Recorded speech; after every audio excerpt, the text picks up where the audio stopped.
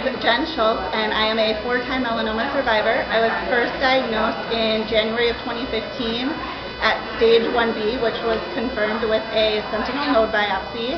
And then I had 3 recurrences of melanoma from March of 2021 through February of 2022.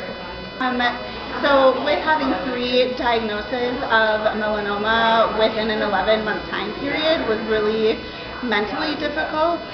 Really leaning into community has been really impactful for me.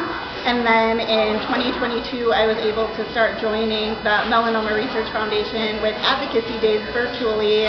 And since then, I just really found a lot of healing and purpose in advocacy. And I'm really excited to be back here in Washington, D.C. for my 3rd MRF Advocacy Days. So at my first Advocacy Days, one of the things that was most impactful for me was being able to meet other survivors, meet caregivers, hear the other stories.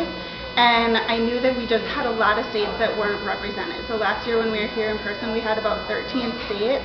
And my home state was not represented, and I really took that personally. And so this year, the one thing that I really wanted to be different was for us to have a lot more advocates and a lot more states represented.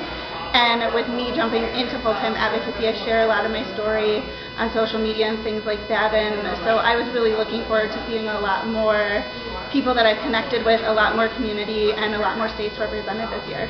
Absolutely. What I would say to a newcomer who's experiencing advocacy the first time is really to just make as many connections as you can, soak it all in. It feels really surreal to be here for the first time, just meeting a lot of people that you've heard their stories, you've connected with online on social media. Make those connections in person, really just take in the experience and where you're at. And then once you get back home, it takes some time to decompress. It's really overwhelming, it's surreal while you're here, and there can be a bit of a drop-off when you get home. Things just don't seem as impactful, seem important.